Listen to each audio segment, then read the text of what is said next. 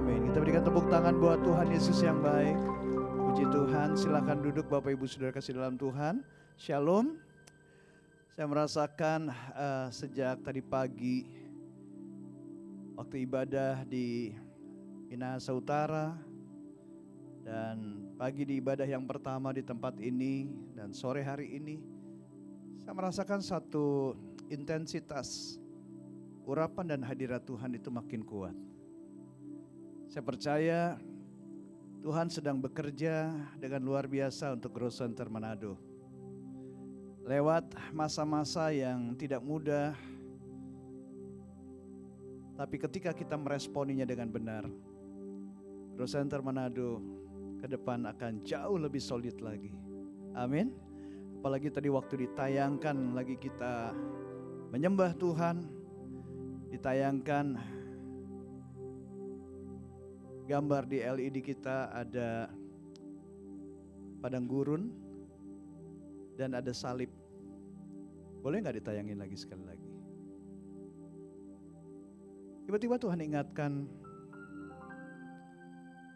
setiap kita yang ketika melewati padang gurun,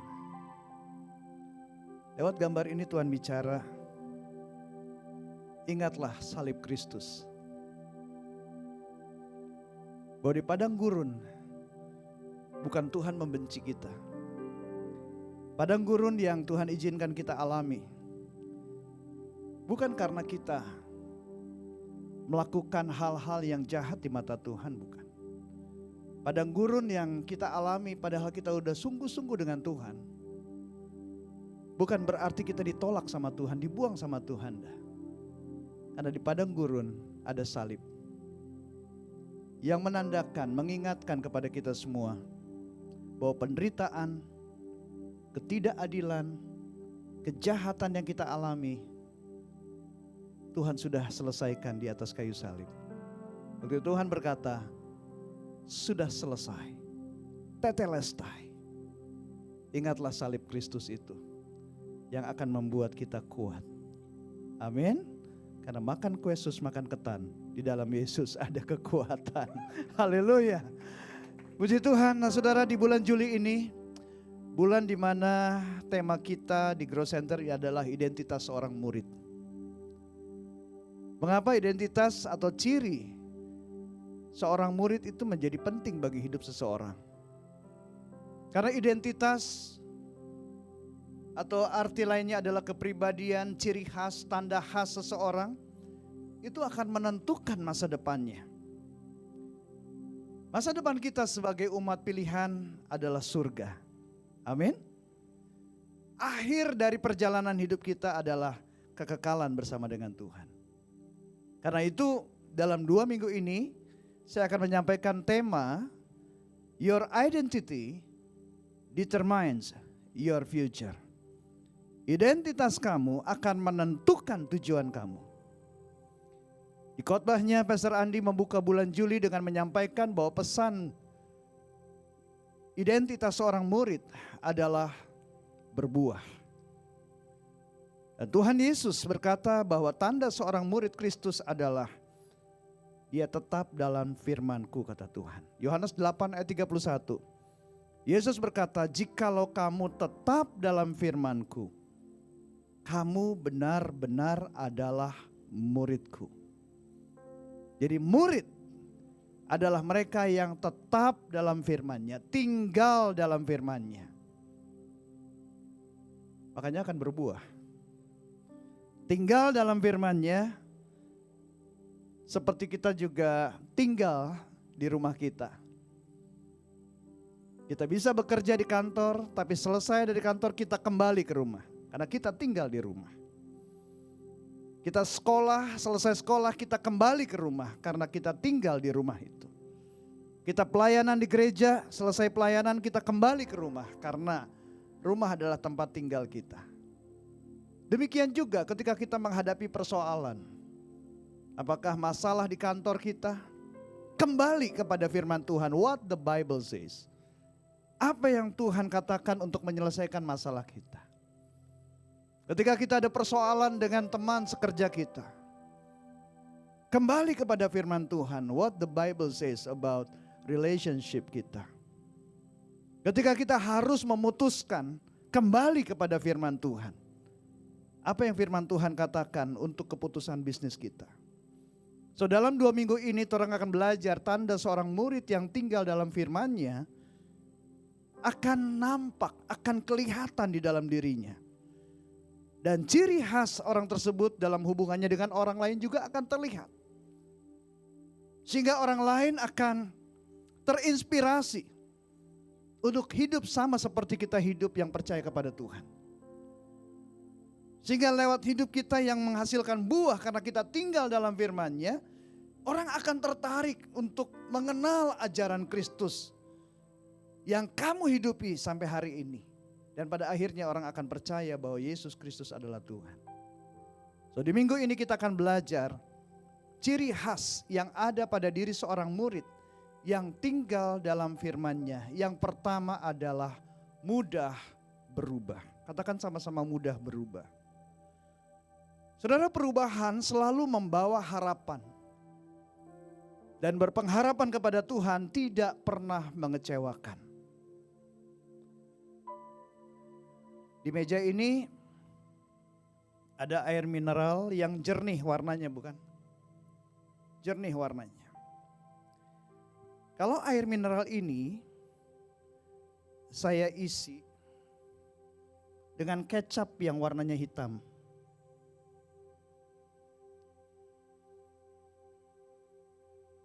Apakah langsung berubah semua warnanya hitam? Baru bawahnya aja ya. Bagaimana air ini bisa berubah? Dikocok-kocok, digoncang-goncang. Maka airnya berubah. Warnanya enggak lagi jernih. Poin yang saya mau sampaikan di sini bahwa sesuatu yang masuk dalam hidup kita akan membuat kita berubah. Ketika kita tetap tinggal dalam firman-Nya, maka akan ada perubahan. Memang perubahan itu gak langsung, saudara.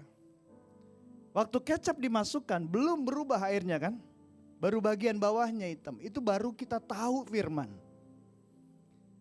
Dan untuk mengalami perubahan hidup kita jangan cuma tahu firman. Tapi izinkan kalau ada goncangan-goncangan yang terjadi. Gak enak memang. Tapi tetap tinggal dalam firman Tuhan. Maka firman itu akan bekerja dalam hidup kita. Cara berpikir kita berubah. Cara kita berespon berubah. Perilaku kita berubah sama seperti Kristus telah hidup. Kita berikan tepuk tangan buat Tuhan Yesus yang baik. Nah, oleh karena itu saudaraku dikasih dalam Tuhan. Seperti Daud yang cinta firman Tuhan.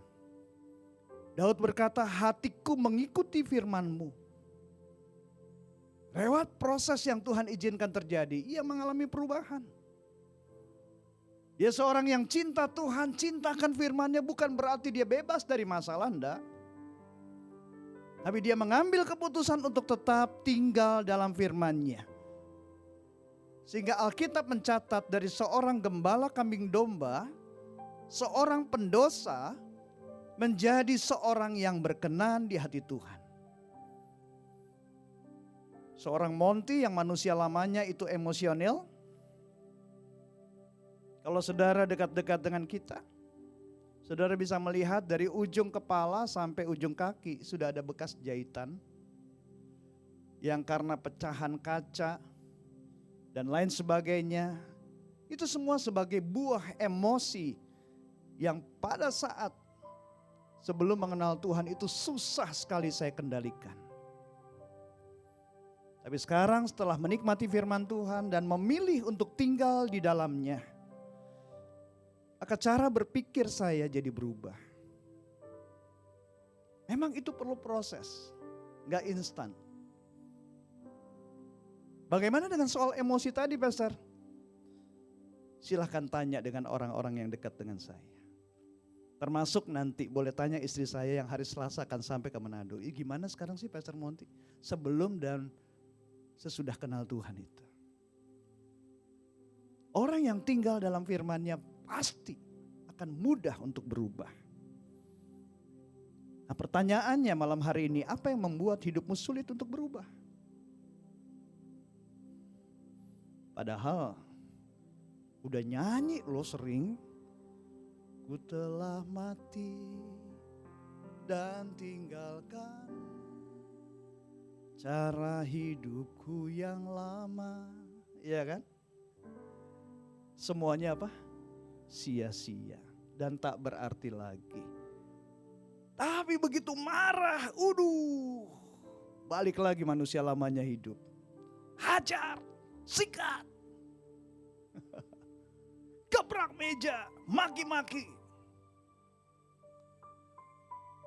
Kenapa bisa begitu? Padahal bilangnya manusianya udah mati. Ku telah mati, tapi kok hidup lagi jadi zombie dong. Kristen zombie itu gak menarik, saudara. Itu yang membuat kenapa banyak anak-anak muda gak mau ke gereja. Karena mereka banyak melihat pendeta-pendetanya pendeta zombie katanya. Di mimbar bilang sudah mati dari cara hidup yang lama. Turun dari mimbar, istrinya dihajar. Maki-maki orang. Jadi gak menarik kekristenan itu. Mungkin yang membuat ngana so susah berubah. Karena nyanda tinggal di dalam firman Tuhan. Betul, mungkin tiap hari ngana ke gereja. Tapi sesungguhnya ngana tinggal di luar firman Tuhan. Ngana nyanda kasih firman Tuhan tinggal di ngana hati. Tapi karena taruh firman Tuhan itu di HP aja. Karena taruh firman Tuhan di rak buku, di lemari yang sekali-sekali aja dibaca. Ayo Jo, kita tinggal di dalam firman Tuhan. Amin. Karena perubahan selalu membawa harapan dan berpengharapan kepada Tuhan tidak pernah mengecewakan. Amin. Ayo perjelas identitas kita sebagai murid Kristus. Because your identity determines your future. Amin. Makan buah-buahan bikin badan punya daya tahan. Tetap tinggal dalam firman Tuhan, so pasti ada perubahan. Amin. Kita berikan tepuk tangan buat Tuhan Yesus yang baik. Yang kedua adalah rajin belajar. Identitas seorang murid yang tinggal dalam firman Tuhan pasti rajin belajar. Dan rajin belajar membuat semua menjadi mudah dikejar. Sebelum kita dalam Tuhan, kita adalah pria, suami dan ayah yang banyak melakukan hal-hal yang mengecewakan buat keluarga kita. Dan bukan cuma keluarga yang dibikin kecewa, orang lain juga banyak yang kita bikin kecewa. Banyak hal-hal yang seharusnya dilakukan oleh seorang laki-laki, kita tidak lakukan. Dan itu semua sangat menyedihkan dan memalukan, guys. Tapi setelah di dalam Tuhan dan kita dimuridkan untuk tinggal di dalam firman-Nya. Sekali lagi itu memang proses. Tapi kita rasakan ada sesuatu yang terjadi dalam diri kita. Orang yang tinggal dalam firman Tuhan cirinya ada satu dorongan yang kuat untuk rajin belajar. Dan itu semakin meningkat, kita rasakan hari demi hari, bulan demi bulan, tahun demi tahun. Kenapa bisa seperti itu? Karena Tuhan menciptakan kita untuk melakukan hal-hal yang besar. Amin. Coba kita lihat Daud petulisan. Di Mazmur 139 ayat 14. Daud berkata, aku bersyukur kepadamu oleh karena kejadianku dahsyat dan ajaib. Ajaib apa yang kau buat dan jiwaku benar-benar menyadarinya. Daud seorang yang biasa aja.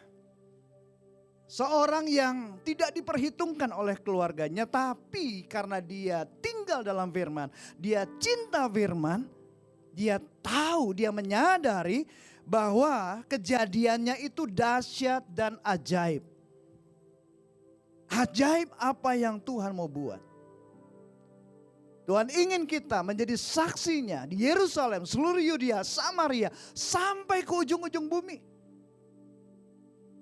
Itu sesuatu yang bukan kecil, saudara, sesuatu yang besar. yang di luar jangkauan manusia, apalagi Daud pada zaman itu belum secanggih sekarang teknologinya. Nah, tapi untuk kita bisa melakukan hal-hal yang besar, karena Tuhan sudah menginvestasikan di dalam diri kita ada talenta dan karunia rohani, spiritual gift. Itu adalah modal yang Tuhan berikan bagi setiap orang percaya. Tapi bagaimana hal itu bisa tergali?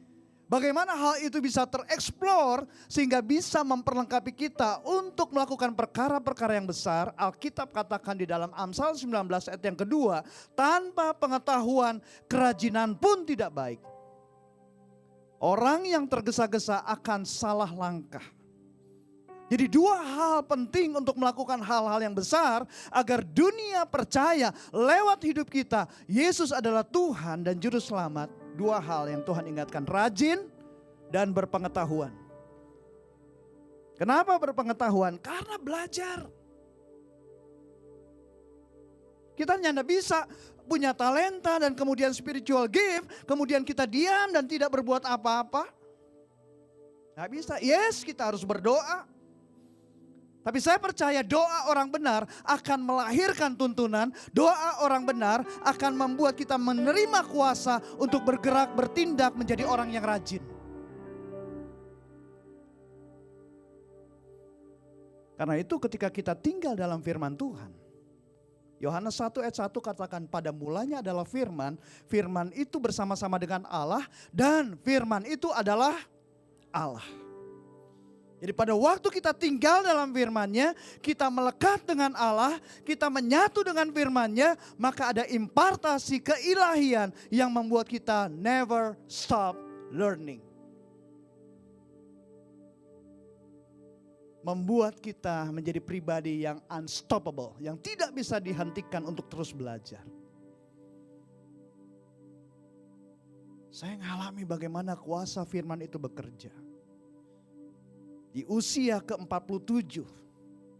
Banyak orang mengatakan 47 tahun, 3 tahun lagi pensiun. Tapi justru yang saya rasakan ada dorongan untuk belajar, mempertajam lagi apa yang talenta Tuhan berikan kepada kita.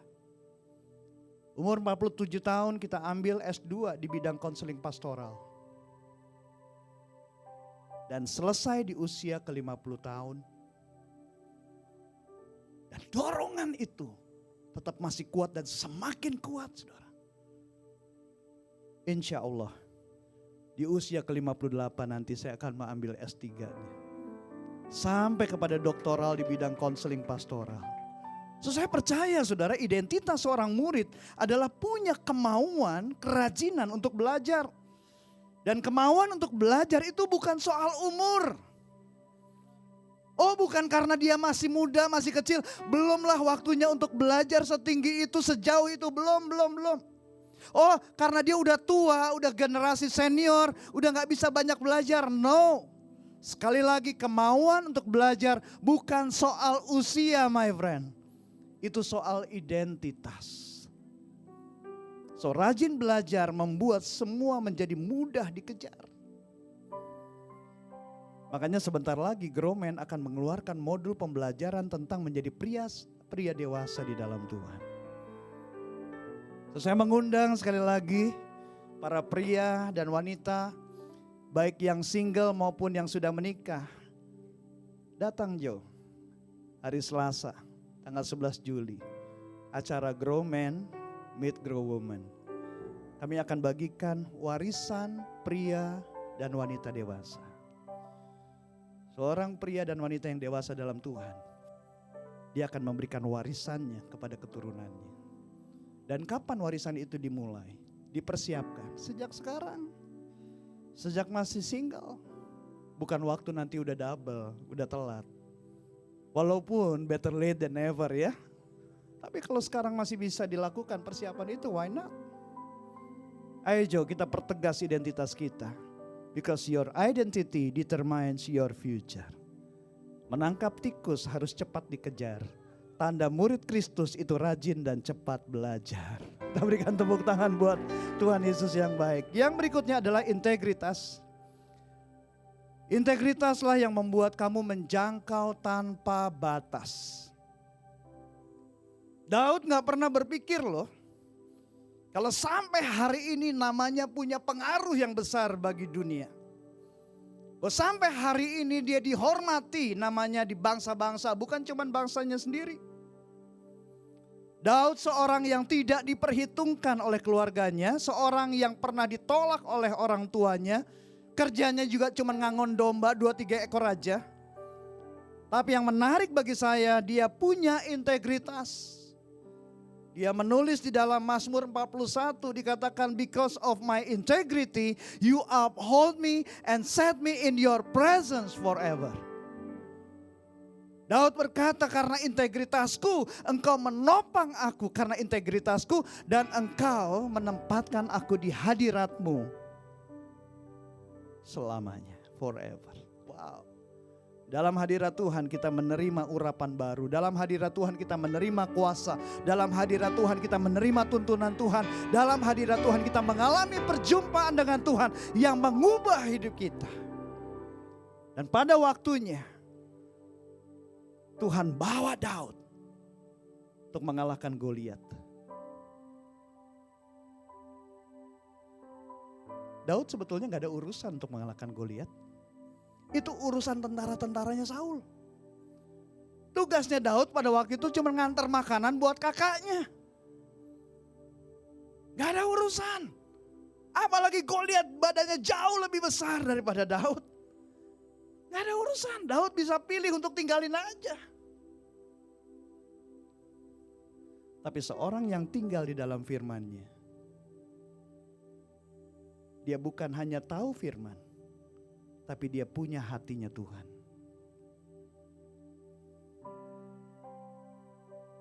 Daud berkata, you uphold me in my integrity and you set me in your presence forever.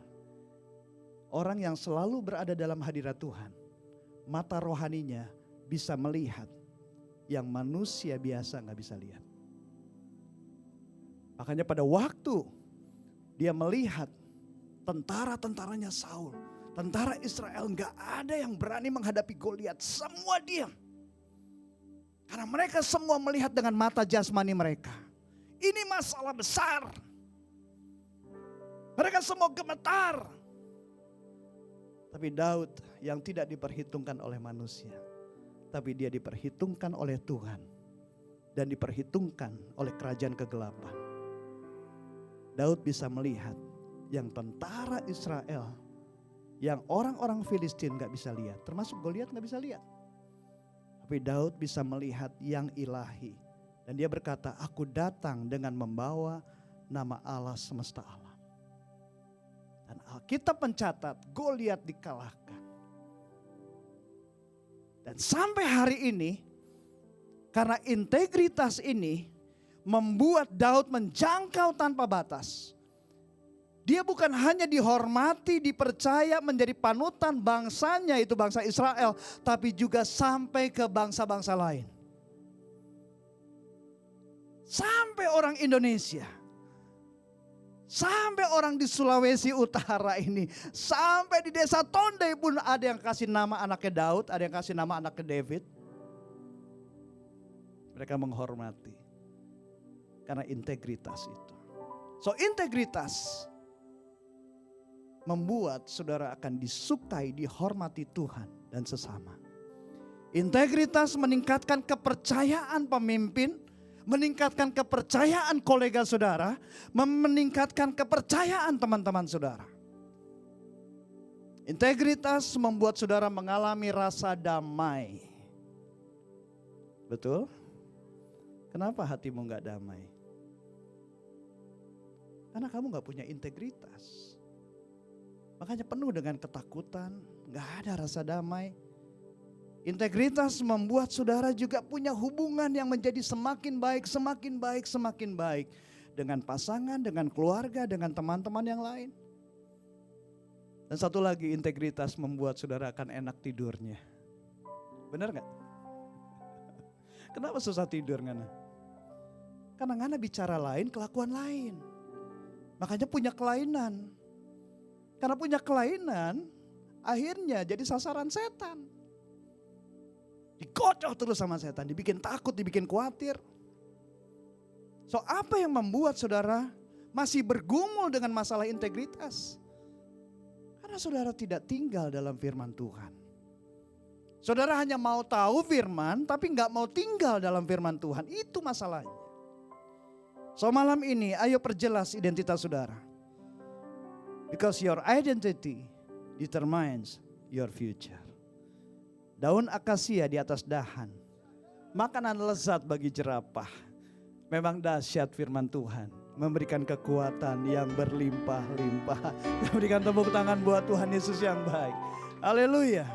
Yang terakhir, identitas seorang murid yang akan menentukan masa depan kita.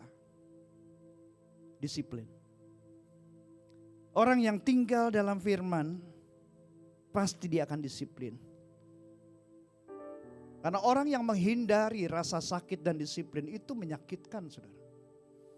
Memang untuk mendisiplinkan diri sendiri itu gak mudah, menimbulkan rasa sakit. Tapi kalau kita menghindari rasa sakit dan disiplin itu, justru kita akan mengalami kehidupan yang menyakitkan. 2 kali saya tidak naik kelas, saudara. Waktu SMP dan SMA, saya gak naik kelas karena saya tidak disiplin dalam belajar. Dan akibatnya itu menyakitkan, saudara.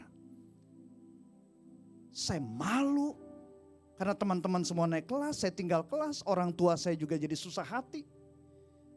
Keluar uang tapi terbuang dengan percuma, itu menyakitkan buat orang tua saya. Apalagi setelah saya menjadi orang tua. Yang bekerja kita banting tulang, peras keringat, sampai peras tulang, banting keringat. Kalau semua terbuang dengan sia-sia itu kan menyakitkan. So apa kata firman Tuhan? Apa kata Alkitab tentang disiplin? Rasul Paulus menulis di dalam 2 Timotius 1 ayat yang ke-7. Sebab Allah memberikan kepada kita bukan roh ketakutan, melainkan roh yang membangkitkan kekuatan, kasih, dan ketertiban. Di dalam terjemahan lain dikatakan ketertiban itu adalah self-discipline. Dan itu tidak mudah, saudara. Tapi saya percaya seorang murid yang tinggal dalam firman Tuhan, maka pasti dorang terima roh yang membangkitkan dorang untuk menjadi pribadi yang disiplin. Paulus contohnya, dia disiplin dan dia cinta akan firman Kristus. Dia berkata, bagiku hidup adalah Kristus, mati adalah keuntungan. Dan dia mengalami perubahan. Dari seorang penganiaya orang Kristen menjadi seorang rasul yang diandalkan Tuhan. Sehingga buah dari kedisiplinannya, dia dipercaya menulis surat paling banyak di dalam perjanjian baru.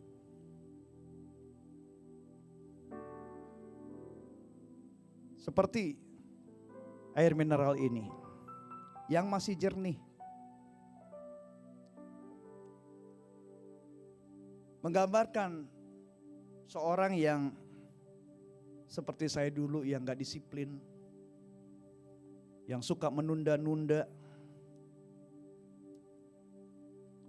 Tapi ketika seseorang itu tinggal dalam firman, ada firman yang mulai menguasai pikirannya, menguasai hatinya, menguasai kehidupannya. Sesuatu terjadi di dalam hati orang itu seperti di dalam botol ini. Sudah kelihatan nyata perubahannya? Belum. Perlu dikocok lagi. Itu menyakitkan, saudara. Dari biasa bangun siang, harus bangun pagi. Yang biasa bangun dia seenak-enak aja, mau jam 6, mau jam 8, mau jam 10, suka-suka aja. Berubah harus tiap hari jam 5 pagi, jam 5 pagi untuk saat teduh tiap hari baca Alkitab. Yang tadinya baca Alkitab mungkin seminggu sekali, berubah. Itu menyakitkan. Tapi hal yang menyakitkan, ketika itu adalah kebenaran, hasilnya adalah keindahan. Perubahan terjadi. Saya punya kelemahan yang tadinya suka menunda-nunda, saya nggak disiplin. Tapi saya rasakan sendiri bagaimana kuasa firman dan Roh Kudus itu bekerja mengubah. Sehingga saya mulai menerapkan di dalam kehidupan saya yang seperti John Maxwell katakan. Pelajari setiap hari ambil waktu 1 jam untuk sesuatu yang ingin kamu kuasai apa. Oke, saya mau kuasai tentang counseling dan leadership. Pelajari setiap hari 1 jam aja. Lakukan selama 5 hari dalam seminggu. Setiap hari. Lihat 5 tahun kamu akan menjadi orang yang ahli di bidangnya. Mau coba? Yuk kita coba ya. Apa yang menjadi hal yang menarik buat saudara? Lakukan mulai besok. 1 hari, 1 jam aja. Lakukan selama 5 hari dalam seminggu. Lakukan secara disiplin dalam 5 tahun. Maka saudara akan menjadi orang yang ahli di bidangnya. Saya percaya di Growth Center Manado akan muncul orang yang ahli di bidang worship. Orang yang ahli di bidang ekonomi. Orang yang ahli di bidang keuangan. Orang yang ahli di bidang kesehatan. Orang yang ahli di bidang kepemimpinan. Dan orang-orang yang ahli lainnya. So jadi disiplin itu alkitabiah saudara. Tuhan mau kita disiplin. Because no life ever grows great until it is focused, dedicated, and disciplined. Nyanda ada kehidupan yang bertumbuh dengan luar biasa sampai orang punya fokus, dedikasi, dan disiplin yang tinggi. Because discipline builds good habits. Disiplin itu membangun kebiasaan yang baik. Disiplin helps you stop procrastinating, menunda-nunda. Disiplin helps you manage your time better. Ya, hari-hari ini kita perlu time management yang baik.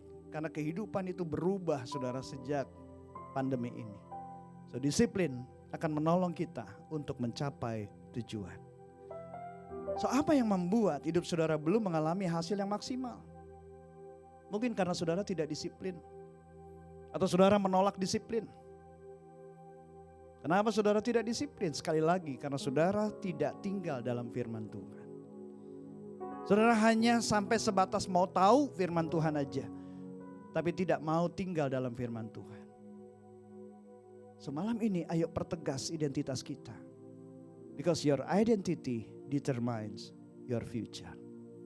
So kesimpulannya, ciri khas seorang murid Kristus yang tetap dalam firman-Nya adalah 1. Mudah berubah. Yang kedua, rajin belajar. Yang ketiga, punya integritas. Yang keempat, disiplin. Kalau disingkat apa? Murid. Pemuridan yang benar akan menghasilkan murid Kristus yang berkualitas. Pertanyaannya sekarang, sudahkah saudara dimuridkan? Dan saudara memuridkan? Saya suka dengan apa yang dikatakan oleh Dietrich Bonhoeffer. Dia berkata, Christianity without discipleship is always Christianity without Christ. Kekristenan tanpa pemuridan akan selalu menjadi kekristenan yang tanpa Yesus. Omong kosong. Kekristenan yang lemah. Kekristenan yang letoy. Tapi mari malam hari ini, jadilah murid-murid Kristus yang sejati. Amin. Yang menghasilkan buah karena tetap tinggal dalam firman-Nya. Are you blessed? Saudara diberkati? Ikan hiu makan tomat. I love you so much.